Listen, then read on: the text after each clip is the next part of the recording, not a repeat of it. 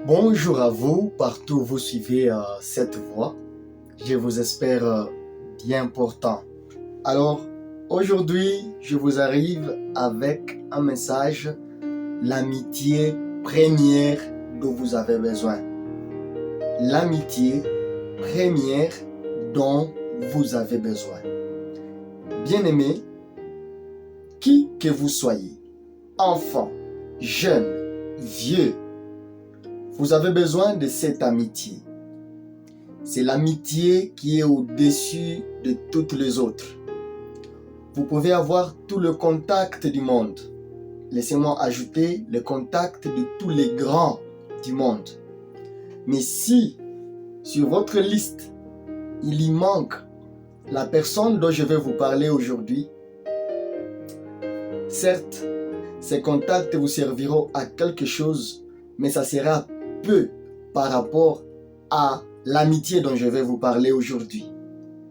Bien-aimés, l'amitié première dont vous avez besoin, sans aller trop loin, sans passer par 4 chemins, vous avez besoin de l'amitié avec Jésus.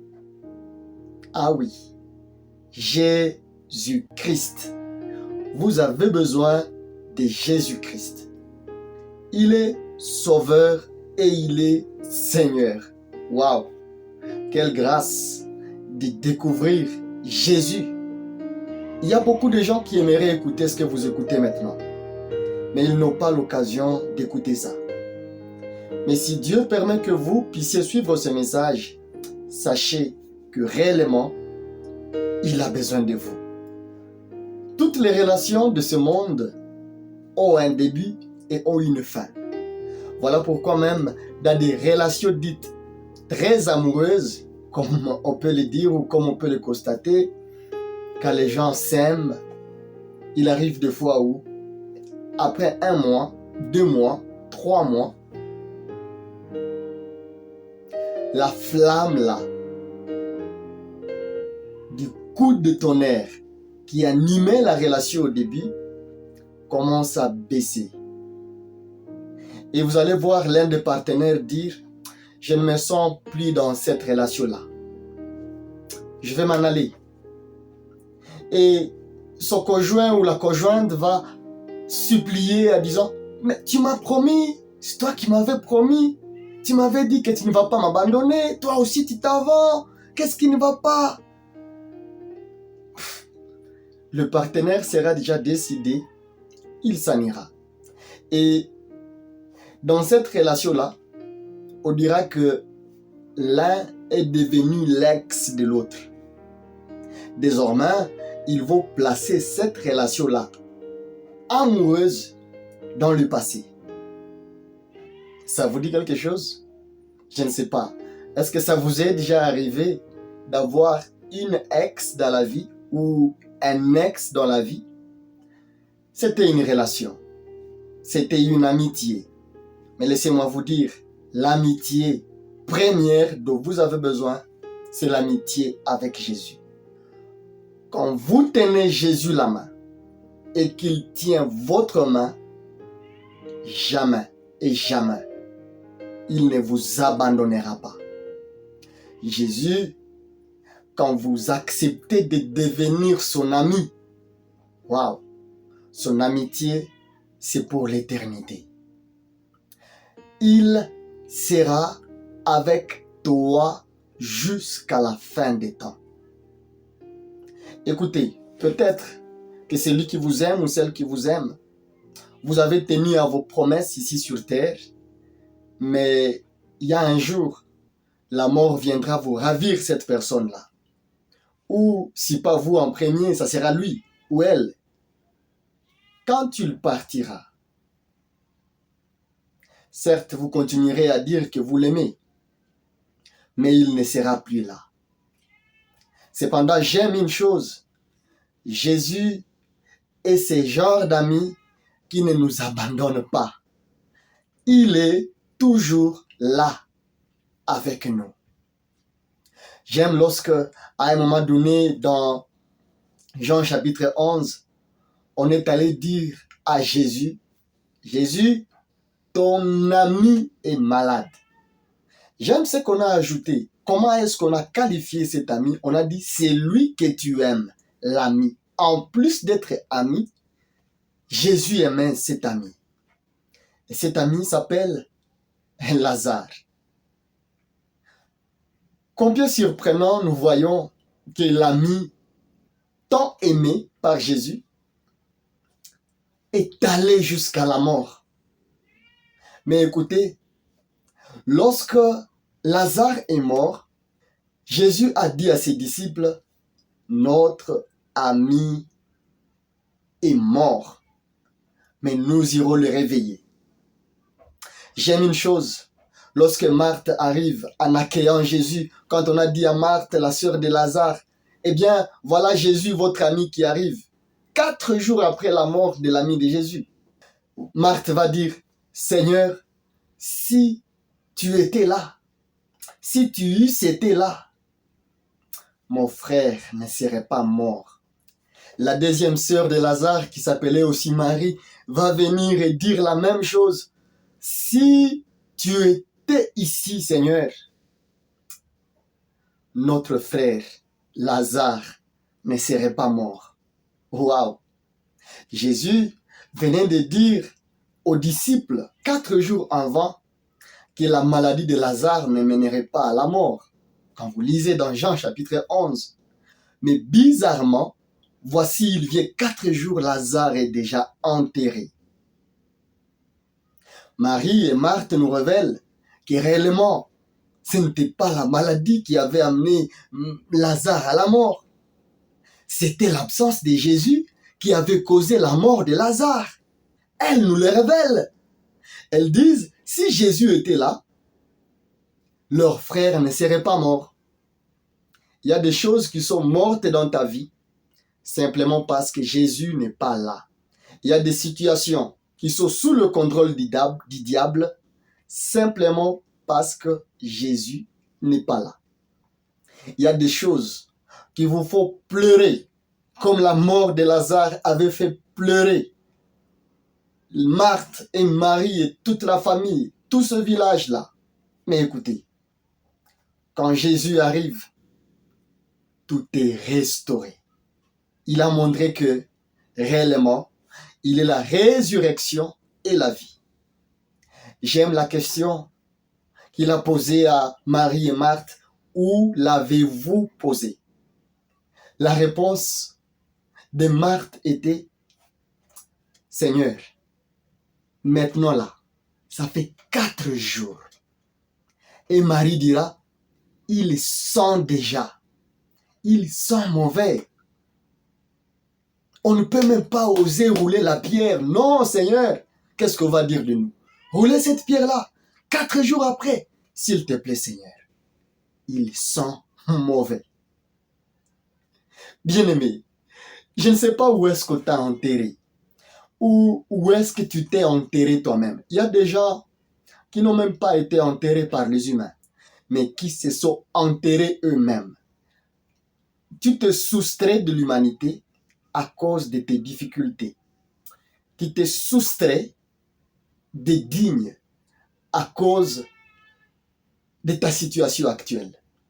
Eh bien, j'aimerais te dire, même si tes péchés sont rouges comme les cramoisis, le Seigneur peut te laver et te rendre blanc comme la neige.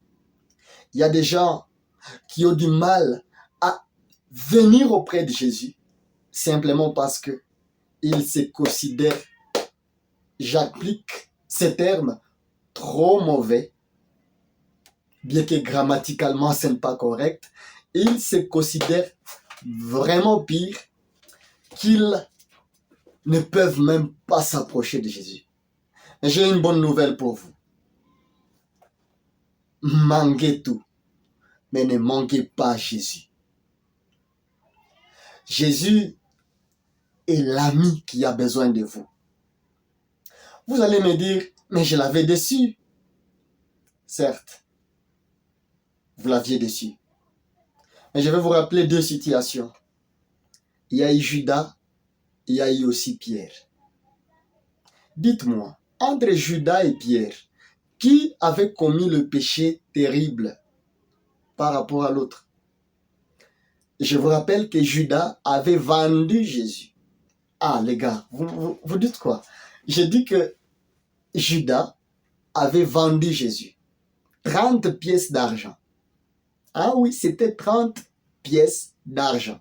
Un homme de 33 ans qui a été vendu à 30 pièces d'argent. On dirait que chacune des années de Jésus valait une pièce d'argent. C'est moi qui les complète ainsi. 30 pièces d'argent. Il a vendu Jésus. Et Pierre aussi. Quand Jésus était vendu, quand Jésus était entre les mains de ceux-là qui le torturaient, on a reconnu Pierre dans la foule. On a dit, mais ces vieux ici étaient aussi avec les jeunes Jésus. Pierre a dit, mais vous blaguez ou quoi? Moi là, être avec Jésus. Arrête cette histoire. Vous voyez ça? À 3 reprises, Pierre a renié Jésus. Et alors, Judas, quand il a vu les conséquences de ses actions, il a dit, je ne peux pas supporter ça. Je ne peux pas payer pour ça. Je ne saurais pas dire que j'ai vendu mon Seigneur. C'est là que certains commentateurs disent que Judas, vu tout ce qu'il avait déjà vécu avec Jésus, il ne pouvait pas s'imaginer que Jésus soit maîtrisable. Une chose qui était une grande difficulté pour Judas est que son esprit n'était pas encore éclairé par rapport à la mission de Jésus. Quand Jésus disait, il faut que le Fils de l'homme soit élevé et que quand il sera élevé, il attirera tout le peuple vers lui.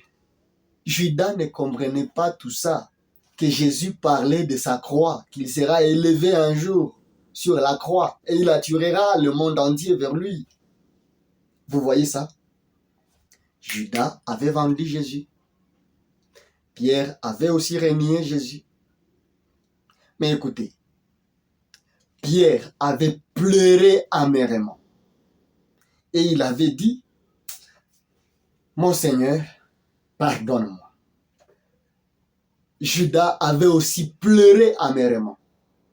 Mais il avait pris la corde et il s'était pendu. C'est ainsi que je vous ai dit, il y a des gens qui ne sont même pas enterrés par les hommes. C'est eux-mêmes, à cause du poids de leur conscience, de leur culpabilité, ils se disent, nous ne pouvons pas être des amis de Jésus. J'aimerais vous dire, Jésus est venu exactement pour vous. Il est venu chercher et sauver ceux qui étaient perdus. J'aime l'attitude de Paul quand il a reçu Christ. Lors de ce témoignage, il a commencé à dire, moi là, Paul, j'étais le premier d'entre eux. J'ai persécuté l'Église. J'ai même été d'accord avec le meurtre de Stéphane. J'ai fait emprisonner les chrétiens. J'ai jeté plusieurs enfants de Dieu en prison. J'ai battu de verge. J'ai chicoté tout le monde qui prononçait le nom de Jésus. Mais moi là, pauvre que j'étais, il a eu pitié de moi. Il m'a reçu tel que je suis. Il m'a accepté avec ma situation. Et il m'a changé. Il m'a transformé. Il m'a envoyé un Ananias pour me dire, le Jésus là qui t'est apparu, tu as vraiment besoin de lui. Et il faut que tu te fasses baptiser. Bien-aimé, il y a des gens, quand on leur parle de Jésus, ils pensent que c'est à l'avantage du prédicateur. Ce n'est pas à l'avantage du prédicateur. Certes, il recevra une couronne pour vous avoir parlé de Jésus. Et ça ne sera pas d'abord pour cela. Le premier geste qui fera qu'il puisse mériter d'être à côté de Jésus sera le fait d'avoir accepté de tisser l'amitié avec Jésus. Laissez-moi le dire autrement. Mais servant de cet exemple très clair que vous allez écouter, des fois, quand les parents envoient les enfants à l'école, il y a des moments où les enfants boudent en pensant que c'est pour le bien des parents qu'ils se rendent à l'école. Jusqu'à ce que ceux-ci grandissent et qu'ils réalisent qu'ils avaient besoin des études. C'est alors qu'ils disent « Ah, papa avait raison de prendre la chicotte quand j'ai refusé d'aller à l'école. Maman avait raison de me pousser, même à pleurer, de me tirer, de m'amener à l'école. » C'est là qu'ils comprennent. Et vous aussi aujourd'hui, vous ne réalisez pas l'importance d'avoir Jésus dans votre vie parce qu'il n'est pas encore là. C'est là que Pierre dit, goûtez et voyez. Le psalmiste l'avait aussi dit en ces mots, osez et voyez. Dans d'autres versions, on dit et remarquez. Dans d'autres versions encore, on dit découvrez combien l'Éternel est bon. Jésus est cet ami qui ne vous abandonnera jamais. Voilà pourquoi je dis l'amitié première dont vous avez vraiment besoin, c'est l'amitié avec Jésus. Vous avez besoin de l'amitié avec Jésus. Vous êtes déjà en accord avec vos parents, c'est bon, avec vos frères, avec vos amis, je ne sais pas, de ce monde, dans votre service, vos voisins, je ne sais n'importe qui. C'est parfait. Mais alors, il vous reste une chose. La première, sur laquelle vous devriez même commencer, c'est de tisser, d'entretenir votre relation avec Jésus. Quelqu'un me pose la question, mais Jésus, envoyez-nous son numéro de téléphone. On va l'appeler, on sera son ami. Jésus n'a pas besoin de communiquer avec vous étant trop loin, comme par ce canal. Quand vous voulez que Jésus puisse devenir votre ami, il sera là. Pour toujours. Ah oui, je le reprends, j'ai dit que quand vous avez besoin de Jésus, quand vous décidez d'accepter l'amitié que Jésus vous propose, il va rester avec vous pour toujours. Il viendra habiter en vous. Il va faire de vous sa demeure. Et vous allez commencer à parler comme Paul dans Galates chapitre 2 verset 20. Ce n'est plus moi qui vis, mais c'est Christ qui vit en moi.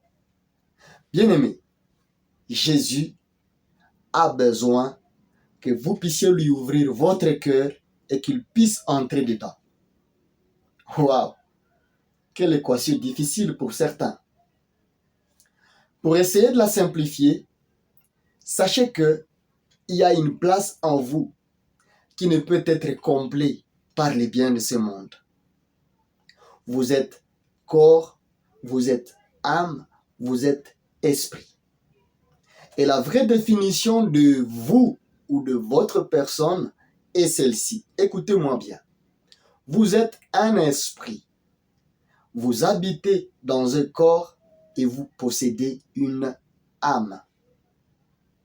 Ce corps ici, le corps, ça que vous voyez, c'est juste l'enveloppe. Et dans cette enveloppe, nous avons l'esprit qui a une âme. C'est ça l'humain. Alors, nous voyons que dans la Bible, il nous est dit que notre Dieu est esprit.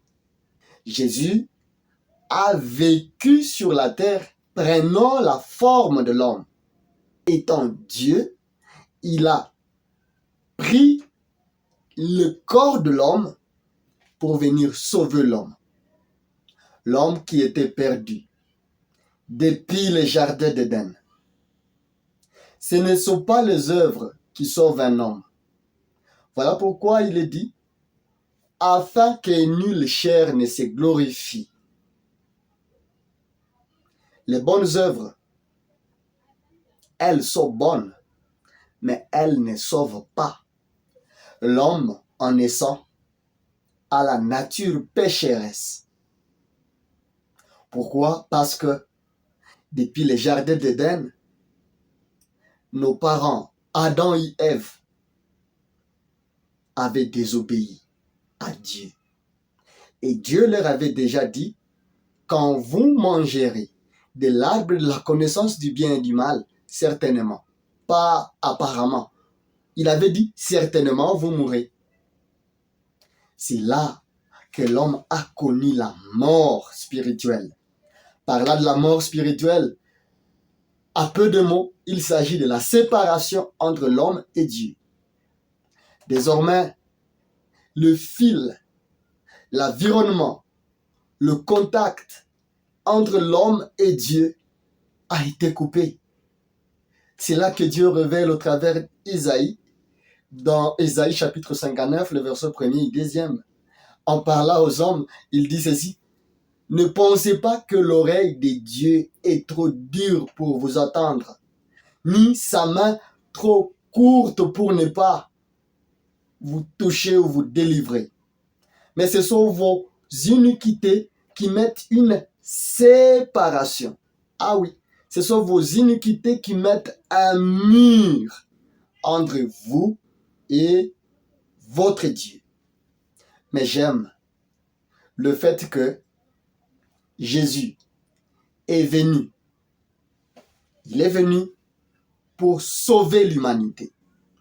Il est venu pour déchirer l'acte des ordonnances qui nous condamnaient. Le premier Adam était incapable d'obéir jusqu'au bout. Il est tombé dans la tentation du diable. Le deuxième Adam, par là de Jésus, est venu. Le diable est venu aussi vers lui pour lui proposer d'échapper à sa mission, afin que l'homme ne soit pas sauvé. Là au désert, le diable a dit à Jésus, écoute Jésus, si seulement tu te prosternes devant moi, je vais te faire tout ça. Tout ce monde, tout ce royaume va t'appartenir. Je vais te donner l'or, l'argent, tout ce dont tu as besoin sur cette terre. Mais Jésus lui a répondu, tu ne tenteras pas le Seigneur ton Dieu. Aux il est écrit du diable, Jésus répondait aussi par il est écrit. Jésus est la réponse de Dieu pour l'humanité.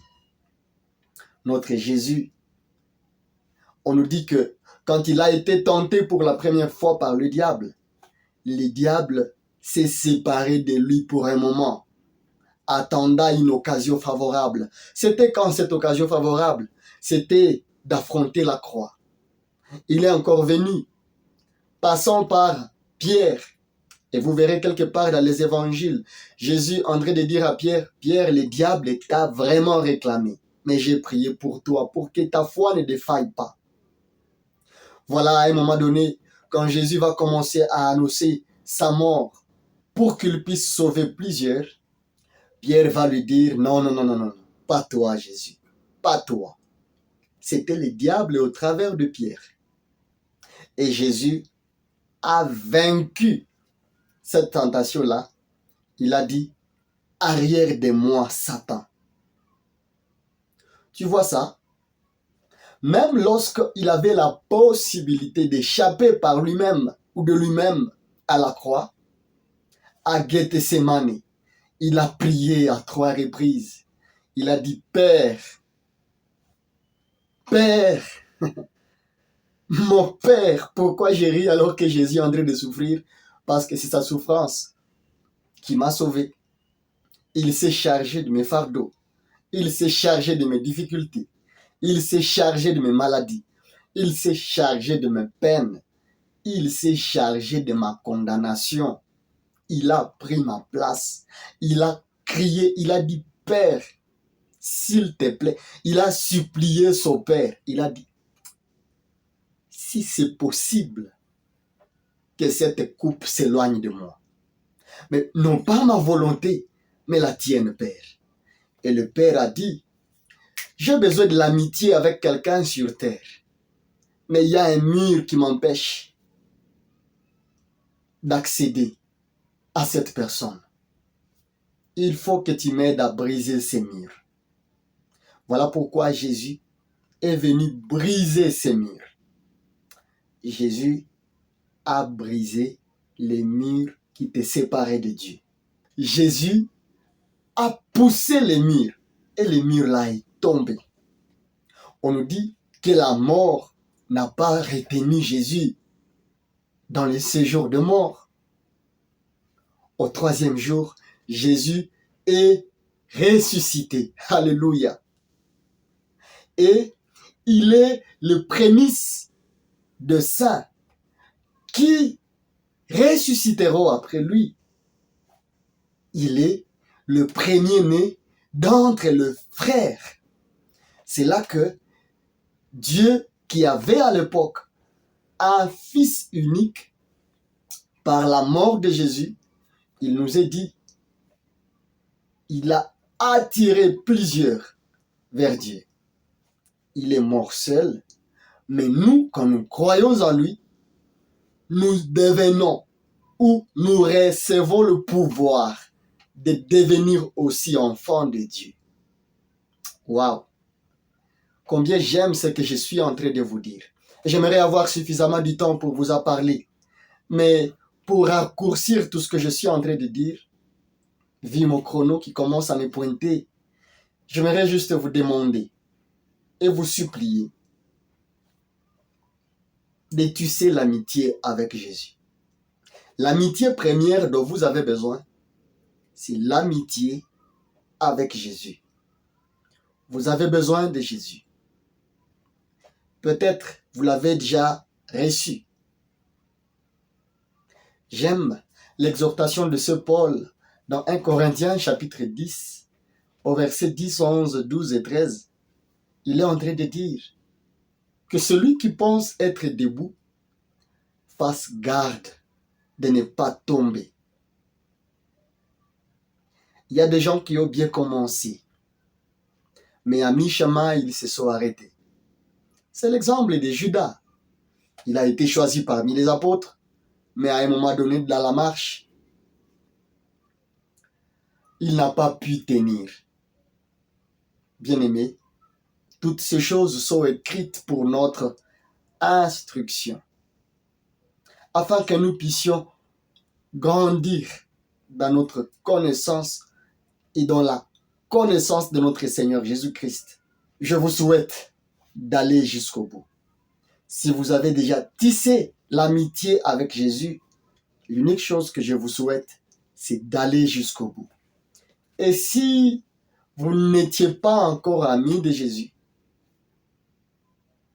je pose la question, qu'attendez-vous pour devenir amis de Jésus? Nous là, nous pouvons être vos amis, mais nous mourrons un jour. Et par la mort, nous pouvons vous décevoir, nous pouvons vous quitter. Nous ne serons plus vos amis. Même avant de mourir, nous pouvons nous offenser. Et si, par la nature humaine, on sent qu'il est vraiment difficile de renouer ou de reprendre les anciens contacts, nous ne saurons plus rester dans la même chaleur qu'autrefois. Même si nous pouvons nous renouer, laissez-moi vous rappeler, eh bien, on va réparer. Mais le cerveau ne va pas effacer ça dans la tête. Mais Jésus, quand il t'accueille tel que tu es. J'aime lorsque l'auteur des Hébreux, il dit que il va même oublier votre passé. Il va commencer une nouvelle page de votre vie. Jésus est l'ami fidèle. Et c'est l'ami dont vous avez besoin. Jésus est l'ami dont votre famille a besoin. Jésus est cet ami dont votre entreprise a besoin. Jésus est disponible. Le temps de la grâce est encore là. Voilà pourquoi vous pouvez dire à Jésus tout ce que vous voulez, commençons par tisser l'amitié avec lui. J'aimerais vous supplier du fond de mon cœur, où que vous soyez, qui que vous soyez, enfant, jeune, adulte, c'est pas vieux. Jésus a besoin de vous. Il vous attend.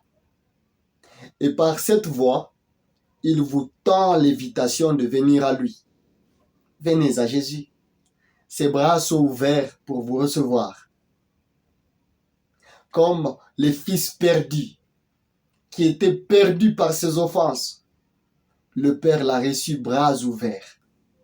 Et c'est ce que Jésus est sur le point de faire avec vous. Peu importe ce qui vous a séparé de lui, peu importe ce que vous avez cru dans votre tête comme barrière à accéder à Jésus, j'aimerais vous le dire que Jésus a besoin de vous et il vous attend.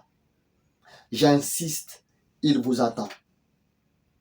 J'aimerais vous laisser ce devoir d'aller vers Jésus, d'incliner votre tête là où vous êtes si vous pouvez, ou de vous agenouiller si c'est possible là où vous êtes, et de parler à Jésus. Avec vos propres mots, dites à Jésus, Jésus, merci pour l'invitation. Après avoir dit merci, dites-lui, pardon pour toutes les fois que vous l'avez offensé, pour toutes les fois que vous êtes parti loin de sa volonté, pour toutes les fois que vous avez transgressé la voie de votre conscience, vous conduisant dans les péchés, pour toutes les fois que vous avez transgressé sa voie, après ces interpellations, ces multiples interpellations, vous demandez de quitter, d'abandonner votre sale vie, mais vous n'avez pas voulu. Aujourd'hui, si vous dites oui à Jésus, demandez-lui pardon et ouvrez-lui la porte de votre cœur. Dites-lui, Jésus, dès aujourd'hui, entre dans mon cœur. Sois mon Seigneur, sois mon Sauveur. Sois mon Sauveur personnel. Sauve-moi. Fais de moi l'enfant de Dieu et change ma vie. Désormais, sois au volant de ma vie. Peu importe la manière dont vous allez reformuler cette prière, soyez rassurés que Jésus vous écoute. Et je vous conseille de chercher un frère, de chercher un ami, de chercher un parent, un membre de votre famille qui connaît déjà Jésus. Il va vous parler plus de cette affaire et il va vous aider à avancer avec Jésus. Je prie pour vous et je prie pour cette personne, que Dieu vous la montre et qu'il puisse vous connecter afin que vous puissiez aller trop loin dans votre marche avec Jésus. Quant à nous, si vous aimeriez entrer en contact avec nous, nos numéros s'affichent sur votre écran afin que nous puissions garder contact avec vous et nous signaler à partir d'où est-ce que vous avez suivi cette capsule. Et si vous avez reçu le Seigneur Jésus dans votre vie, si vous décidez à partir d'aujourd'hui de tisser l'amitié avec Jésus, faites-nous le savoir dans un message. Et nous serons très ravis de vous accompagner spirituellement dans les enseignements et dans la prière. Nous vous aimons beaucoup. Bienvenue dans la famille des enfants de Dieu. Désormais, vous êtes mon frère. Désormais, vous êtes ma sœur. Vous qui avez accepté l'amitié avec Jésus. Vous qui acceptez le salut gratuit que Dieu vous propose. Le don de Dieu en Jésus-Christ. Que Dieu vous bénisse.